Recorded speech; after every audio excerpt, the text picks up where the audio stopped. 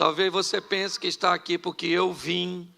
Talvez você pense que está aqui porque você viu um anúncio, uma divulgação, alguém te convidou. Eu não sei por que motivo você pensa estar aqui.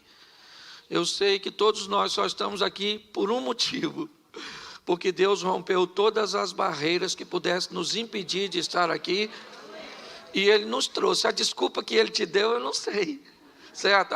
Eu vim porque disseram que vinha um cara engraçado. Eu nem sou tão engraçado assim. Eu vim porque um chato me convidou. A pessoa é chata mesmo, mas você tinha que vir. Ok? Então, eu quero compartilhar com você algo que eu acredito que pode influenciar muito o seu relacionamento com Deus e com a sua própria vida.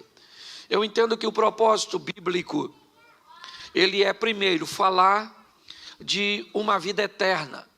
Fazer com que você e eu venhamos entender que essa vida aqui é transitória, mas que nós temos uma vida eterna após essa aqui. Então, o primeiro e fundamental objetivo da Bíblia é nos reconciliarmos com Deus, certo? E um dia estarmos com Ele em glória, voltarmos para onde viemos, amém? Mas a Bíblia também tem um segundo motivo que é extraordinário, te dá informação para você viver de uma forma excelente aqui na terra. Que você seja feliz, que você se divirta nesses 80 e poucos anos, 70 e poucos anos, 60 e poucos anos que você vai passar por aqui, certo? Se você passar de 80, aí já está fazendo hora extra, não é? Mas a Bíblia me diz uma coisa: depois daqui eu vou morar no céu. E antes de morar no céu, eu moro onde? Então eu vou me divertir por aqui. Então, se eu receber instruções, porque tem gente que acha que para ir para o céu tem que ter uma vida infeliz aqui. Eu vim aqui para sofrer. Então sofra. Se essa é a sua missão, quem sou eu para tirar de você tal privilégio? Se você acha que a salvação tem a ver com uma medida compensatória, sofra aqui e seja feliz lá. Agora, eu só quero te lembrar uma coisa: sofrer é verbo. E verbo só faz sentido se for conjugado. Então, nunca conjugue o verbo sofrer, pelo menos em primeira pessoa. Segunda, vai embora. Eu não sofro, mas tu sofre. Nós não sofremos, mas vós, eles, e então saem desse ambiente, certo?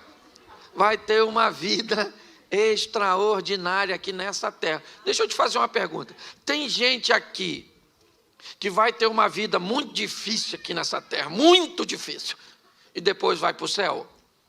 Sim ou não? Sim ou não? Pois é. Tem gente que vai viver uma vida muito fácil aqui e depois vai para o inferno? Tem? Pois é. Tem gente que vai viver uma vida muito difícil aqui e depois ainda vai para o inferno. Mas tem gente que vai viver uma vida muito legal aqui e depois vai para o céu. Quem é essa pessoa? Eu também. Eu não vim aqui para sofrer, certo? Então eu tenho que entender que a Bíblia diz que Deus é o mesmo sempre. Ele não muda. Nele não há sombra de variação. Então, muita gente passou por essa terra aqui e teve uma vida boa. Não é verdade? E muita gente passou e passa por essa terra e tem uma vida ruim. Então, se Deus não muda, o que está acontecendo com pessoas que têm uma vida legal e pessoas que têm uma vida de muito sofrimento? Se Deus é o mesmo, o que está acontecendo é que tem pessoas tomando decisões erradas. E essas decisões trazem para a vida delas consequências ruins. Mas Deus não está nisso. Ou só está pregando vida fácil? Eu não estou pregando vida fácil. No mundo tereis? Isso aí. Mas Jesus disse: eu vim para que tenham e a tenham em... Porque a aflição é pontual, vida que é abundante. Entendeu? No mundo tereis?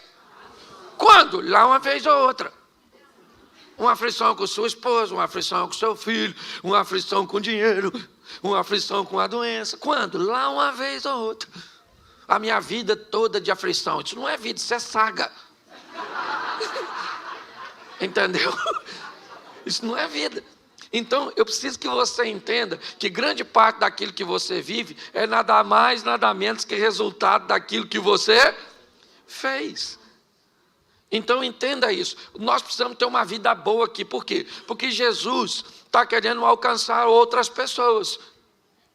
E para alcançar outras pessoas, Ele quer usar seus missionários, seus representantes, que somos. Então, as pessoas olham para quem? Para a nossa vida, para saber se o Deus que está gerenciando ela é legal. Entende? Hoje nós somos propagandas. Aliás, sempre fomos, está todo mundo de olho em nós. Será que eu quero... Como é que é o seu Deus? O meu Deus é muito bom. Uma vida de muito sofrimento, de muita luta.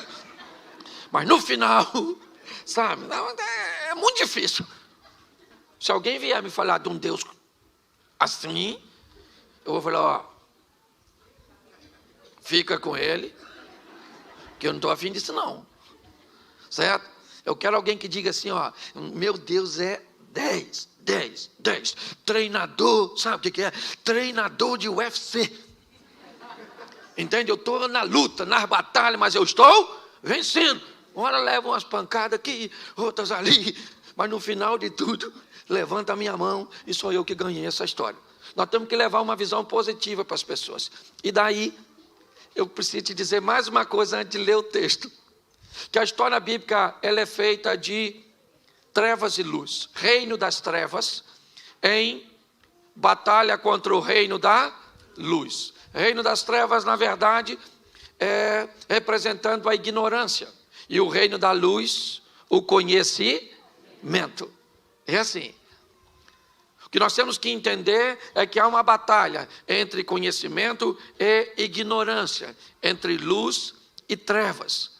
Porque o conhecimento liberta e a libertação te leva para uma nova fase da sua vida. Conhecereis a verdade e a verdade vos... Isso, Jesus é a verdade, sim ou não? Mas a verdade também é a verdade. A verdade sobre coisas. Por exemplo, quantos brasileiros temos aqui? Levanta a mão, os brasileiros. Baixa a mão. Então você vai entender o que eu vou falar, é para eu não dar um exemplo equivocado. Quem aqui lembra, né? Quando você era pequenininho assim, se você chupar uma manga, não pode tomar leite, que senão você morre. Levanta a mão. Isso aí. Quem lembra assim, quando estiver dando uma trovoada, cobre o espelho, senão atrai. Levanta a mão. Nossa, brasileiro é fantástico. Você lembra disso? Só terminou de jantar, se tomar banho, morre. Quem lembra disso? Todos nós já fomos ignorantes. Presta atenção. Hoje, se você chegar em casa, tiver uma manga e um litro de leite, você faz o que se você tiver com fome? Você faz o quê? Uma vitamina? Hoje você faz. Antes você fazia? Não. Lembra do chinelo virado? Chinelo virado, você passa mal. Nossa, chinelo virado é um negócio extraordinário, né? Dava até para virar o da sogra. Escute só. O que aconteceu com o chinelo virado? O que aconteceu com a manga com leite? O que aconteceu com o banho depois do jantar? Porque você recebeu alguma coisa que acabou com tudo isso. E sabe o nome disso? Verdade. Quando a verdade chega, põe a ignorância para fora. Nós precisamos tomar posse da verdade.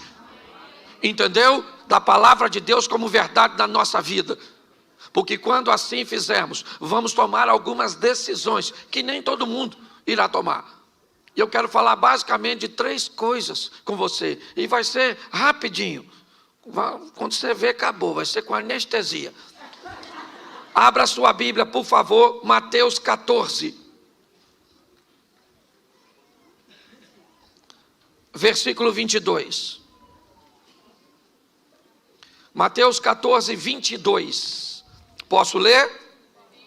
Amém? Amém. Logo a seguir, Jesus fez com que os seus discípulos entrassem no barco e fosse adiante dele para o outro lado, enquanto ele despedia as multidões. Tendo despedido as multidões, ele subiu ao monte a fim de orar sozinho, e ao cair da tarde, lá estava ele só. Entretanto, o barco já estava longe, a uma distância da terra, açoitado pelas ondas, porque o vento era contrário. Na madrugada, ou na 4ª vigília, Jesus foi ter com eles, andando por sob o mar. E os discípulos, porém, vendo andar sob o mar, ficaram apavorados e disseram: é um fantasma! E tomados de medo, gritaram. Mas Jesus imediatamente lhes disse: coragem, sou eu, não tenhas medo. E Pedro disse, repita comigo, Pedro disse. De novo, Pedro disse. Olha o que Pedro disse, não precisa repetir não. Se é o Senhor mesmo, mande que eu vá até aí, andando sobre as águas. Feche seus olhos. Senhor nosso Deus e Pai, continue falando conosco. Usa-me como um canal de bênção, e que a tua verdade prevaleça na nossa mente, ó Pai, dando direção às nossas emoções, em nome de Jesus. Você pode dizer amém? Preste atenção, porque isso aqui é magnífico. Jesus chamou os seus discípulos e disse assim: entrem nesse barco. Em algumas traduções diz, compeliu, mandou, obrigou, insistiu. Eu não sei qual a tradução você tem na mão. Eu só sei que qualquer uma que você tenha, ela significa uma coisa: os discípulos não estavam a fim de entrar. Por quê? Porque a última vez que estiveram com Jesus num barco, foi um sacrifício. Quase fundou. Jesus aqui levantou e falou: cala a boca, vento, fica quieto, mar, não quero nem marola, agora é piscina. Os discípulos levaram um susto. E da outra vez Jesus estava no barco. Dessa vez Jesus falou assim: vão vocês que eu vou depois. Os caras estavam a fim de ir. Da outra vez, se afundasse para eles, afundava para Jesus. E agora que Jesus disse: vão vocês que eu vou depois. Perguntinha básica na cabeça do discípulo: como? Se nós vamos no barco? Olhando por outro evangelho, os discípulos estavam tão preocupados que deixaram um barquinho. Depois você lê, que eu não sou obrigado a ler tudo. Mas eles deixaram um barquinho, porque se Jesus disse que vai depois, eles têm que criar um meio de Jesus ir. Entraram no barco e foram. Jesus disse o quê? Vão vocês, que eu vou despedir a multidão, vou fazer uma oração e depois eu vou. E os discípulos foram, sim ou não? Sim. O vento era contrário, escureceu. O texto diz que Jesus foi encontrar com ele na 4ª vigília. Tu sabe que hora é 4ª vigília? Tem gente que não sabe nem que hora é a primeira. Bom, vamos lá. A primeira vigília começa às 18 horas. De 18 a 21, primeira vigília. Jesus foi? Então até às 9 da noite Jesus não chegou. Certo? De 9 à meia-noite, a segunda vigília. Jesus chegou.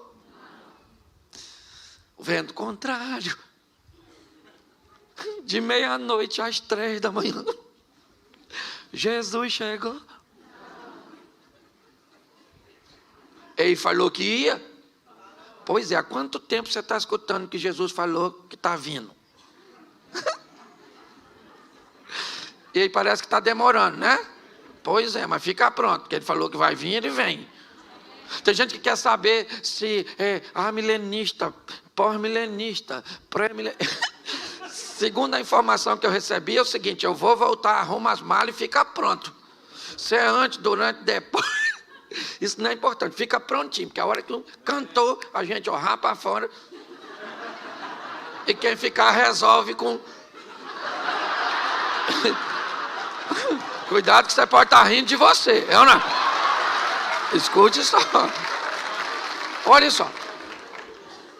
3 horas da manhã vai mudar de terceira para quarta.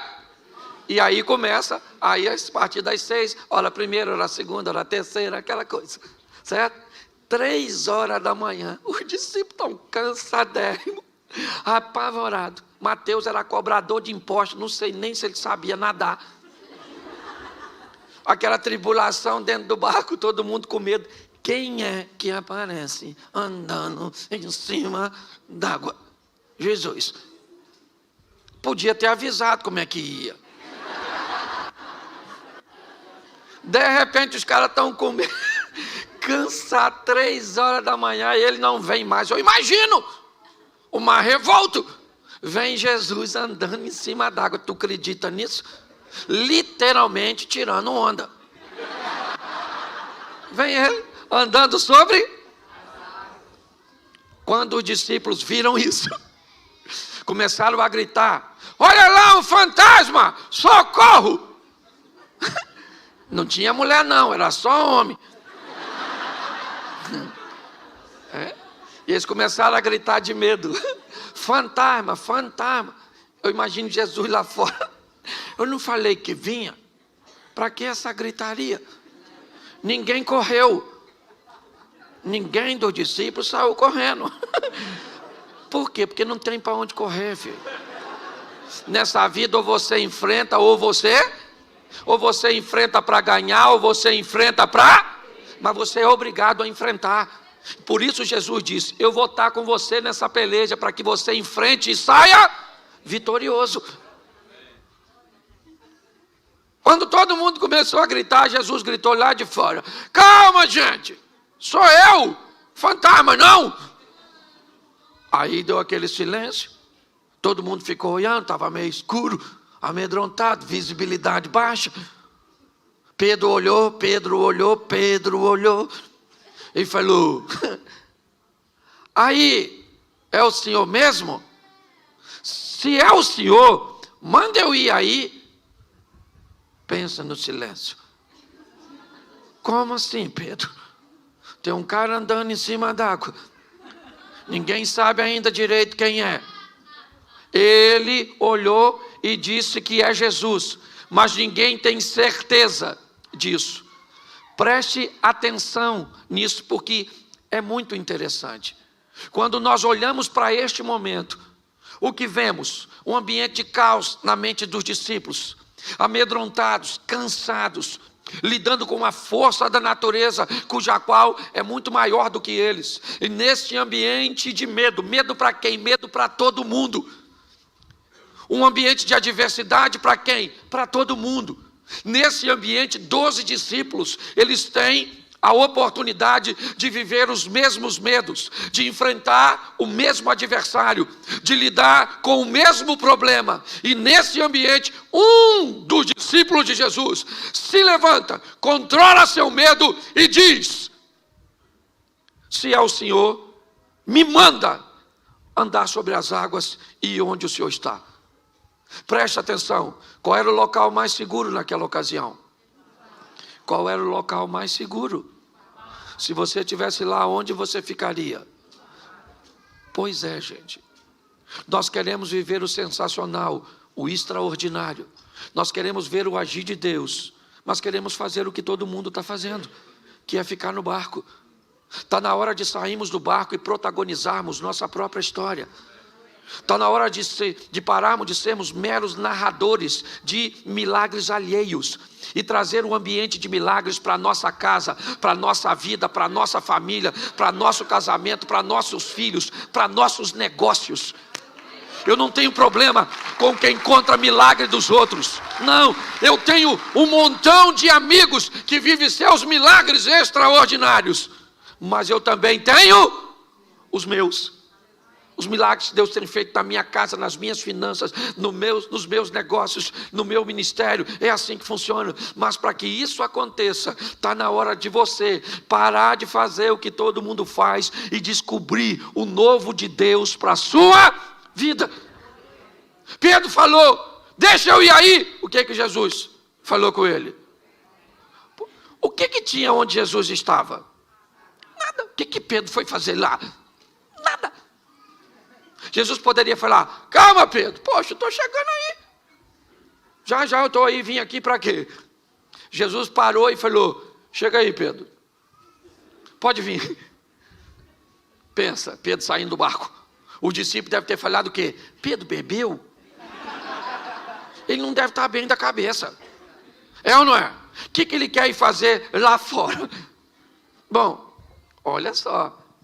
Pedro sai do barco?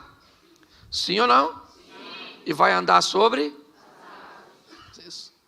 Ele vai lá, volta com Jesus. Quando Jesus entra com Pedro no barco, sabe o que os discípulos falam? Verdadeiramente, o Senhor é Filho de Deus, o poderoso.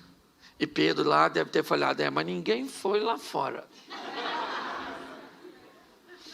Vamos imaginar um culto desse na igreja dos discípulos? Depois desse fato que nós acabamos de ler. Vamos imaginar 11 discípulos levantando no meio da reunião e dizendo: gente, gostaríamos de dar um testemunho. Esta semana nós vimos um homem andando sobre... Só que nesse mesmo culto Pedro poderia dizer: posso falar uma coisa? Só para deixar registrado. O homem que eles viram andando fui eu. Pastor, o que você quer dizer? Querido, está na hora de você fazer o que nunca fez, para viver o que nunca viveu. Está na hora de você se destacar, que os outros quiserem que se destaque, mas você tem que parar de ficar olhando para os outros. Entenda o que Deus quer fazer na sua vida, para onde Ele quer te levar, a oportunidade que Ele quer te dar.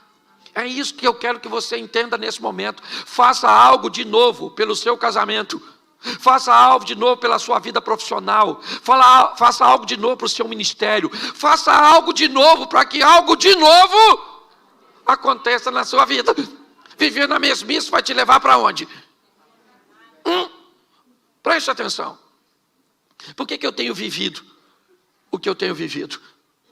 Porque Deus me deu um negócio muito louco para fazer. Muito esquisito. É ou não é? Quantos de vocês já viram pessoas na internet me chamando de palhaço? Levanta a mão. Aí, nem precisava levantar para não me machucar. Quantos de vocês já ouviram as pessoas dizerem: esse cara não prega nada, isso é um animador de auditório, um bobão? Assim, ó. E você pensa: eu vejo tudo isso. E eu olho, às vezes eu falo: Senhor, olha o que estão falando de mim. E uma vez eu estava orando, eu senti no meu coração Jesus falando comigo: você já leu o que falava de mim? Alguém já falou que você tem poder do Beelzebub? Eu falei: isso aí também não, isso é muito grave. E Jesus falou: mas falaram de mim. Eu falei: então desculpa. Deleta a reclamação. Vou apagar essa mensagem para mim e para o Senhor. É ou não é? Você está entendendo? Está na hora de você amar como nunca amou, para ser amado como nunca foi. Está na hora de você ofertar como nunca ofertou, ser fiel como nunca foi, para prosperar como nunca prosperou. Está na hora de você orar como nunca orou, para ter poder como nunca teve. Está na hora de você cuidar de seus filhos como nunca cuidou, para amanhã eles cuidem de você como você jamais imaginou que eles cuidariam. Está na hora de nós fazermos o extraordinário. Sensacional. Saia desse barco, meu filho, e vai andar sobre, porque você vai ter história para contar. A respeito de quem? De você mesmo. Isso. Porque a irmã, sabe aquele que passa por cima da nota de 100 euros e o de trás diz: achei.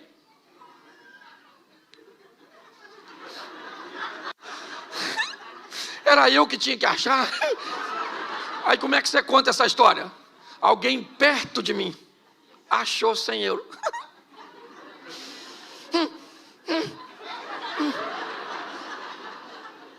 Hoje eu vejo muita gente, certo? Que na hora de contar suas histórias diz que elas aconteceram onde? Pertinho dele. É o marido da outra que mudou. É o filho da outra que... É o ministério do outro. É o outro que viu. É o outro que sentiu. Para com isso. Vamos viver nossas próprias histórias. Deus está esperando que você faça o que você nunca... É isso que eu quero usar. Ousadia. Pedro saiu do barco? Qual discípulo foi atrás dele? Qual discípulo foi atrás dele? Pois é. E quem estava no barco provavelmente estava torcendo para acontecer o que com Pedro? Porque quem não sai do barco detesta ver gente que sai.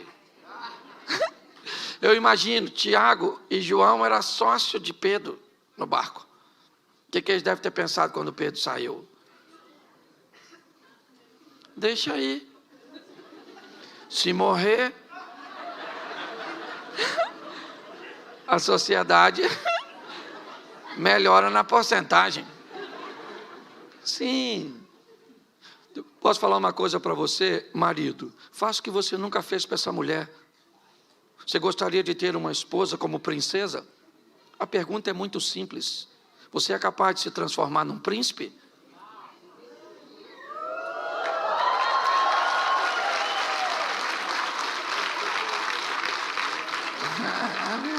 A senhora não pensa que eu vou deixar isso barato?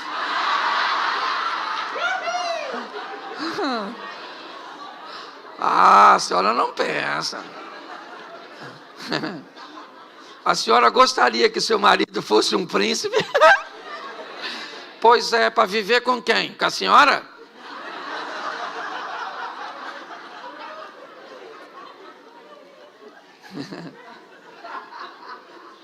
Você lembra da história do príncipe que era um sapo? Lembra? Quem beijou? A princesa. Quem se torna príncipe e princesa tem poder para transformar sapos. O que acontece é que nós não estamos mudando porque estamos esperando o outro mudar. Exatamente. E tem que começar por alguém. E esse alguém quem é? Sou eu. É isso aí, eu. Ninguém falou, só eu e a dona aqui. Porque quando nós falamos alguém tem que mudar menos eu, porque eu já nasci pronto. E ninguém muda. Um dia, eu estou vendo minha esposa me tratar com um nível, sabe? Mas pensa assim, aquela coisa extraordinária, exponencial. E aí eu estou lá, falei, essa mulher está tão boa. A Jesus, louvado seja Deus. E fui conversar com ela. Falei com ela, filha, deixa eu falar uma coisa para você, você sempre foi uma mulher legal.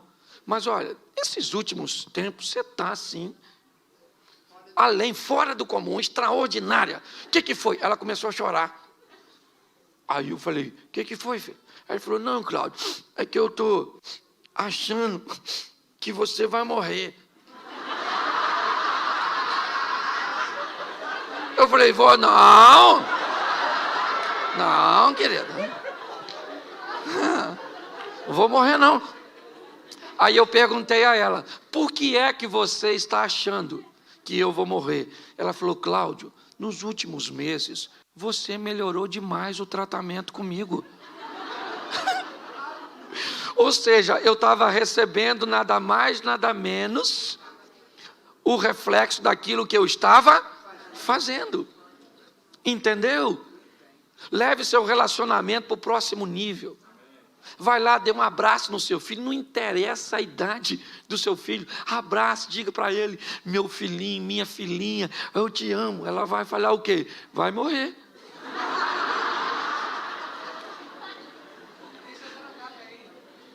Deixa eu te falar, alguém tem que mudar. Eu gosto de uma história de um camarada, que a casa dele estava bem bagunçada, bem assim, certo? Estava bem estranha. E aí, ele foi procurar um homem de Deus que recomendaram ele, um cara que tinha visões, que orava, que Deus falava. Aí ele chegou lá e falou, moço, eu queria falar uma coisa para o senhor.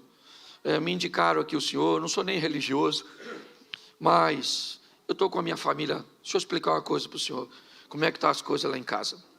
A gente não está se entendendo, estamos discutindo demais, estamos brigando. Então, é assim, olha, eu tenho um filho de 14 anos que já foi expulso de 3 escolas. Pensa num menino de comportamento estranho. Meu garoto do meio é viciado. Fuma uns negócios. Um menino. A minha menina mais velha, pensa numa menina, sabe, envolvida com prostituição. Uma menina. Minha esposa, olha só. Minha esposa parece que tem rodinha no pé, anda o dia inteiro na rua. Uma mulher desleixada. E eu também não estou aqui só para falar mal dos outros, não. Entendeu? Até porque minha sogra mora lá em casa. E pensa numa mulher. Olha. E aí eu bebo mesmo. Eu bebo porque eu não aguento isso. Então eu queria que o senhor fizesse uma oração por mim, porque minha casa acabou. O homem orou por ele. E assim que terminou de orar, falou: Deus me deu uma visão. Ele falou: então o senhor fala comigo, porque eu preciso resolver minha família. Ele falou: eu vou explicar uma coisa que Deus falou comigo. Deus falou comigo que Jesus Cristo, o filho dele, está lá na sua casa disfarçado em uma das pessoas. E vocês estão tratando mal o filho dele. E por causa disso a sua casa está assim. O homem falou: o que o senhor está falando? Um dos integrantes da minha família, nosso Senhor Jesus Cristo? Vê se seu endereço é esse mesmo aí nessa visão do senhor, porque tem alguma coisa de errado. A qualidade das pessoas lá em casa não cabe Jesus. E o homem falou: olha, não tem. Foi o que Deus falou comigo. Ele foi para casa, no caminho, ainda tomou mais alguma coisa, e foi para cá. Chegou em casa, reuniu a família e falou: fui no homem de Deus que falou para mim um negócio muito esquisito. Falou que um de nós aqui é nosso Senhor e Salvador Jesus Cristo, e nós estamos tratando mal ele, e eu quero que vá falando quem é.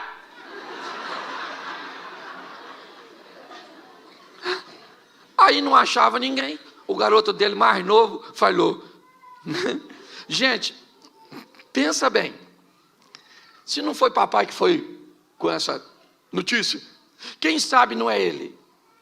Aí a sogra falou: bem capaz de ser esse cachaceiro. Bem capaz.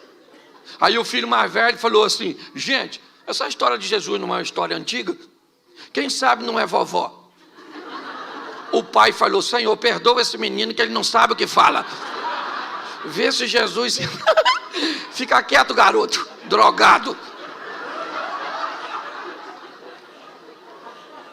Começou aquela conversa, e daqui e dali, no final não achou ninguém. Quando a conversa acabou, o filho mais velho procurou o pai e falou: pai, falando sério agora com o senhor já pensou se for vovó? E o homem falou assim: eu pensei, meu filho, depois que você falou, porque o pouco que eu conheço de Deus, já ouvi falar que ele faz umas coisas muito estranhas para confundir outras. E eu estou pensando que pode ser sua avó. A partir daquele dia, baseado nisso, ele começou a tratar melhor a sogra.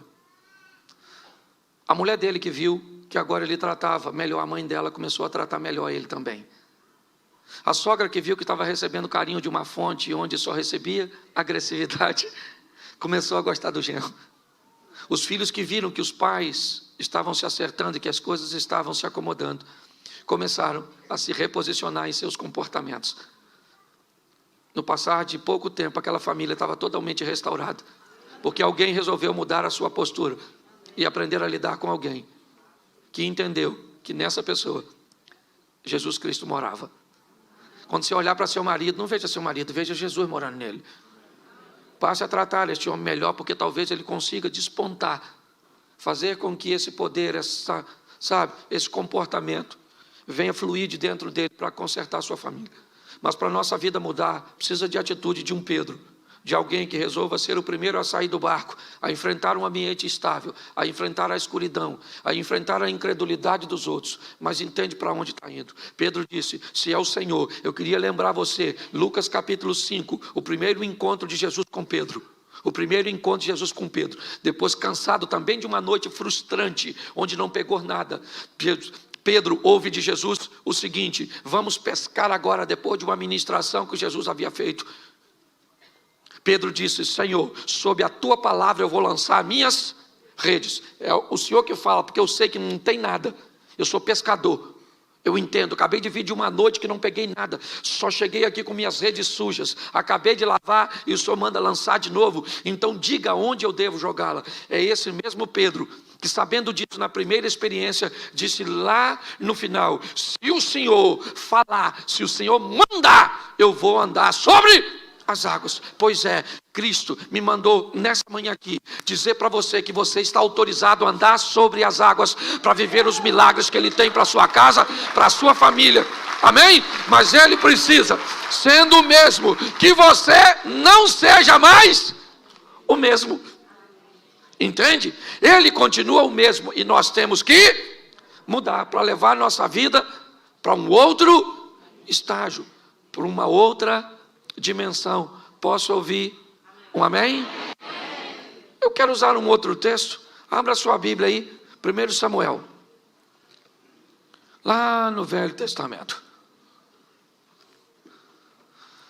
1 Samuel, capítulo 16.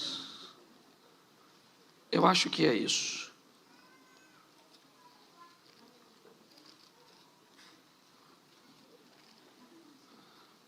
Vamos ao 17, 24.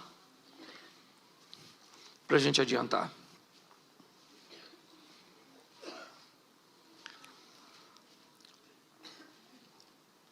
Repita comigo 24. Todos os israelitas, vendo aquele homem, fugiam de diante dele com muito medo. E diziam uns aos outros: vocês viram aquele homem? Ele veio para afrontar Israel. Presta atenção. Enquanto Pedro nos inspira a ter ousadia, Davi vai nos inspirar a ter coragem. Preste atenção. O texto diz que há um ambiente de guerra no vale de Elá, ou de Socó. Não sei como é que está a sua tradução. E nesse ambiente de guerra, há um soldado muito poderoso, vindo das tropas inimigas dos filisteus. Certo? E a proposta dele não é que haja guerra entre as duas nações, mas que haja um duelo, onde um soldado de Israel vai aceitar o convite para duelar contra esse soldado filisteu, Golias, um gigante. E não gigante simplesmente pelo tamanho, mas pela estrutura de indumentária de batalha que ele carregava sobre si.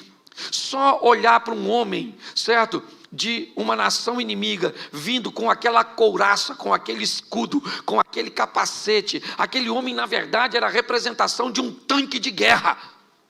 Por isso que todos olhavam para eles e sentiam medo.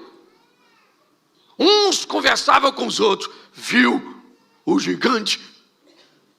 Rapaz, o cara é grande, matador desde garotinho, ninguém pode lutar com ele.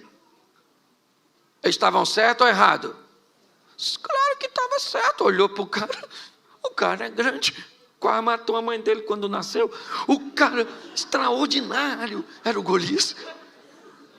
Olha só. E agora, quem é que chega no vale de Socó, puxando um jumentinho?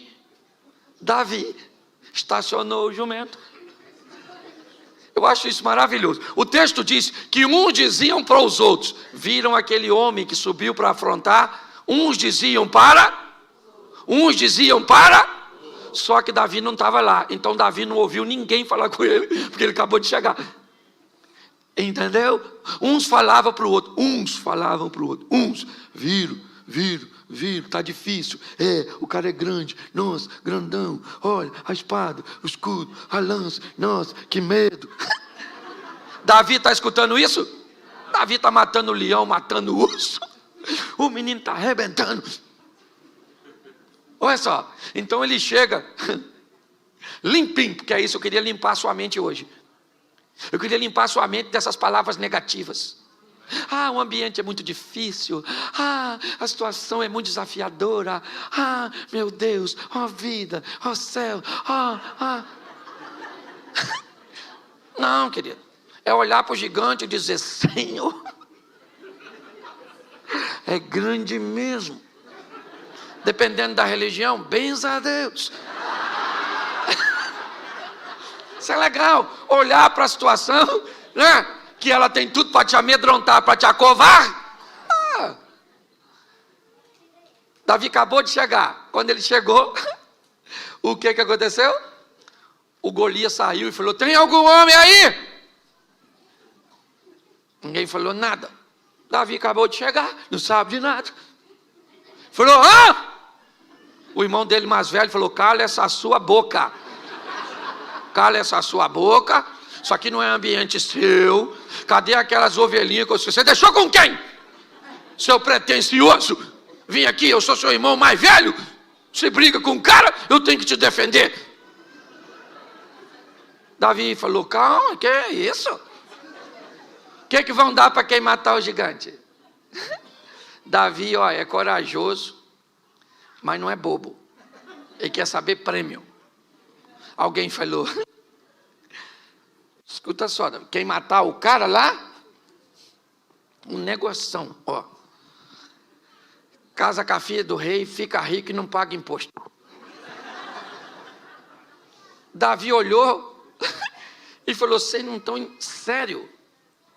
Casa com a filha do rei, fica rico e não paga. Ninguém mata esse gigante.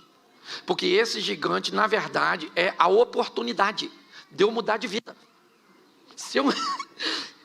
Então, se eu matar, eu fico rico. Caramba. Vira o príncipe porque casa com a filha do rei. E sai dessa carga tributária. Esse cara não é problema, esse cara é a solução.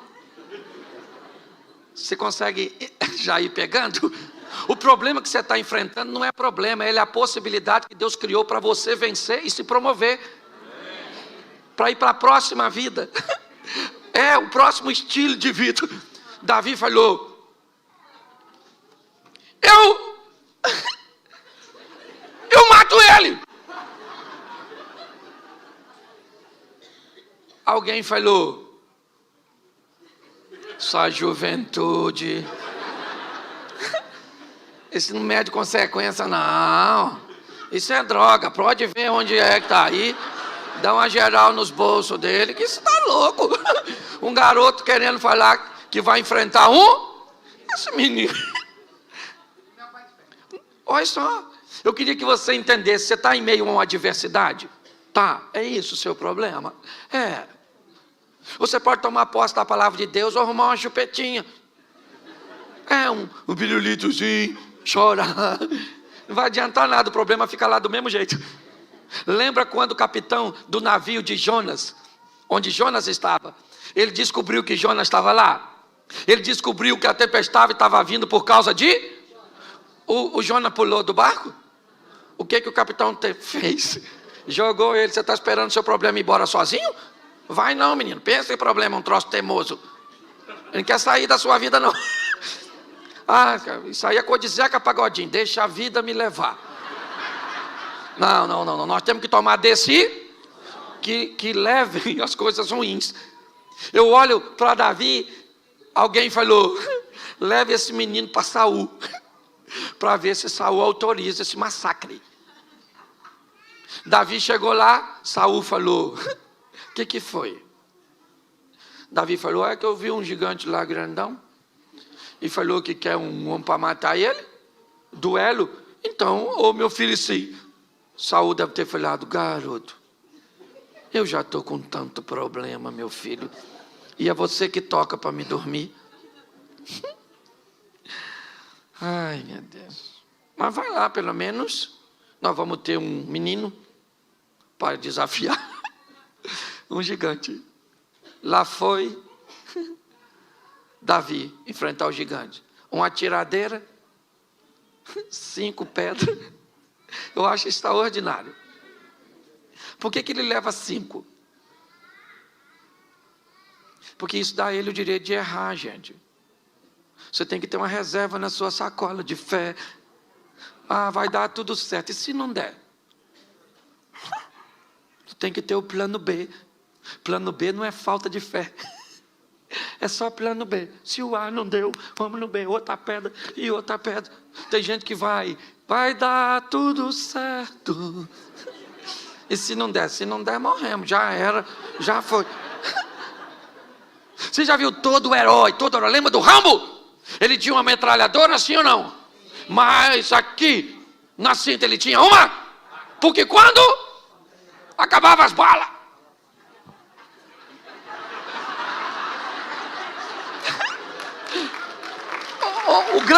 a grande questão da história é que nós achamos que às vezes as coisas vão acontecer logo de início.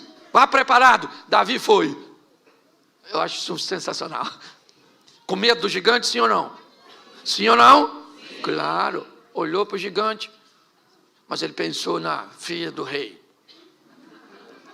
Caramba, aquela menina, poxa, só tem que viver eu, só isso. Só isso, é só isso. Outra coisa, ovelhinha nunca mais. Agora você é o dono da ovelha, isso aí, imposto, que é isso, imposto? Agora nada de imposto, pagar mais nada. Vamos lá. Quando ele chega, está todo mundo olhando. O gigante e o menino. Perguntinha simples. Os irmãos de Davi achavam que ele ia ganhar? Não. O exército de Israel achava que ele ia ganhar? Não. Saul achava que ele ia ganhar? Não. Golias achava que Davi ia ganhar? E os filisteus? Ninguém. Só Deus olhando lá de cima. Eu não sei nem se Deus estava concordando muito com isso. Porque segundo alguns historiadores, Davi sabia que foi ungido por Samuel para ser e não para matar gigante. Então eu imagino Deus olhando. Vai encarar o gigante. Nem autorizei. Porque Davi não perguntou a Deus em oração se era para matar o gigante. Ele falou que ia quando ele viu os prêmios. Só que o extraordinário é o que Davi diz. Quando ele vai enfrentar o gigante, ele diz assim, ó: você vem a mim com espada, escudo, lança e outras indumentárias mais, mas eu vou contra você, em nome. Pensa Deus escutando isso, ainda que já soubesse. Vamos imaginar aqui uma figura ilustrativa, o anjo falando com Deus: Senhor, o senhor viu em nome de quem ele vai?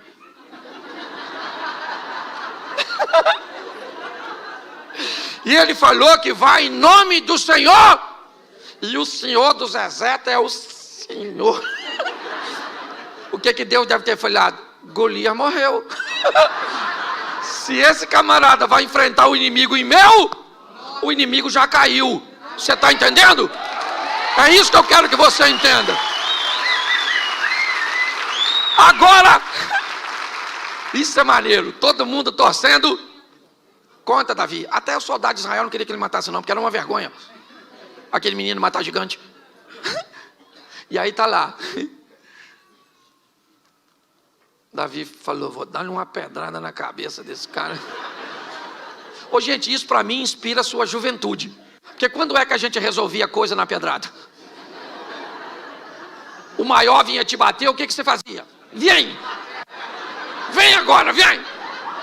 O cachorro vinha te pegar, você fazia o quê? Pegava na pedra. Escute isso. Você pode rir, não tem problema, isso faz parte do meu ministério. Você não pode perder a mensagem.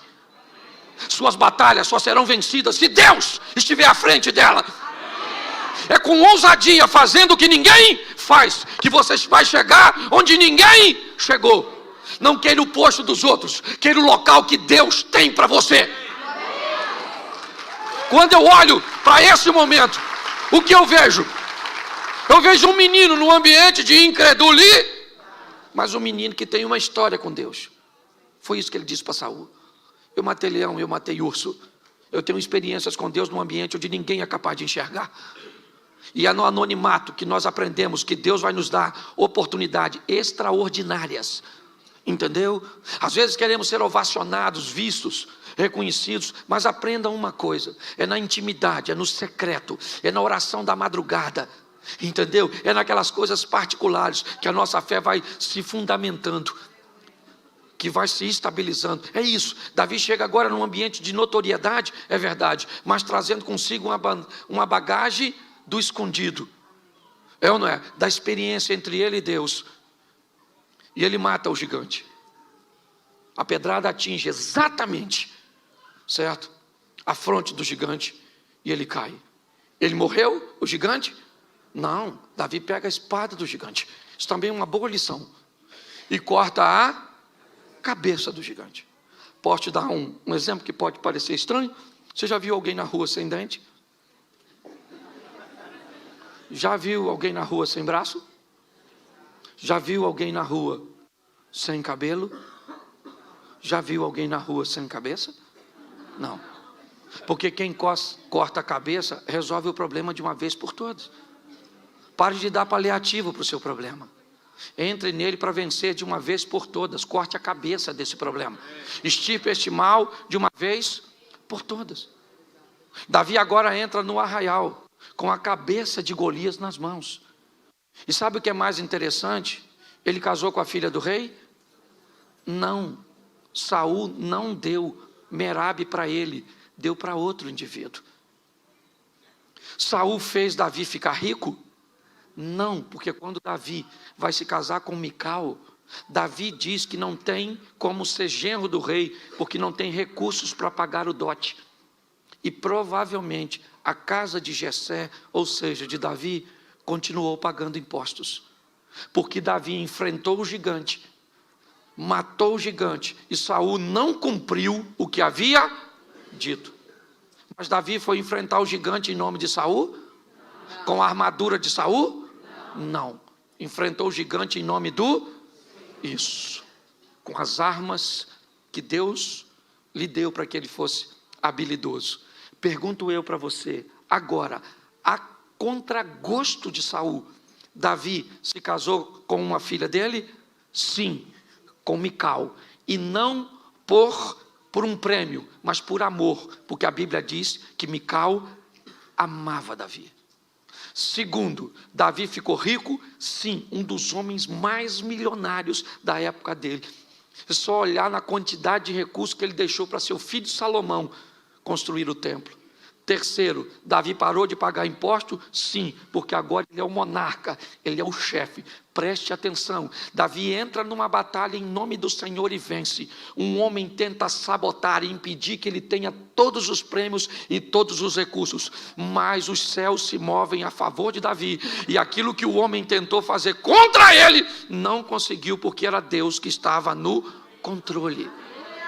Tenha coragem de enfrentar seus inimigos, de enfrentar seus obstáculos, ok?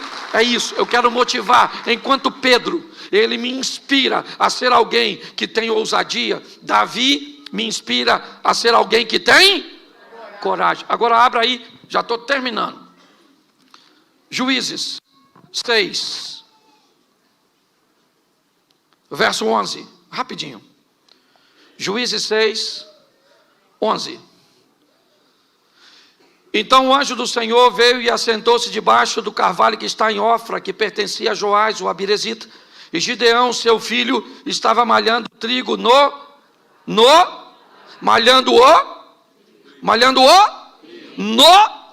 Olhe para mim agora, porque eu preciso terminar com você aqui. Primeiro, você sabe o que é um lagar? Sim, um tanque para beneficiamento de uvas, onde as uvas eram pisadas. Certo? Você sabe que para se malhar um trigo precisava de ter uma eira, um campo aberto, mais ou menos como um local de secar café, onde jogava o trigo, passava algo em cima e depois se recolhia. O texto diz que Gideão está malhando o trigo num lagar. Não era um ambiente adequado para se malhar o trigo, porém ele não pode fazer isso em campo aberto, porque há um problema com os midianitas. Pergunto eu para você, para Davi malhar o trigo, ele precisava de uma eira, sim ou não? Para Gideão malhar o trigo, ele precisava de uma eira, sim ou não? Sim ou não? Mas ele tinha? Não. Ele precisava? Mas ele tinha? Não. O que ele tinha era o lagar era apertado, era inapropriado, era desconfortável, mas era o que ele... Sabe o que isso representa? Que Gideão precisava de algo que fosse o seu ideal, mas na verdade o que ele tinha no momento era a sua realidade. Eu preciso encarar a minha realidade para alcançar meu ideal. Se eu não tiver forças, se eu não tiver ousadia para encarar a minha realidade, eu nunca vou para o meu ideal.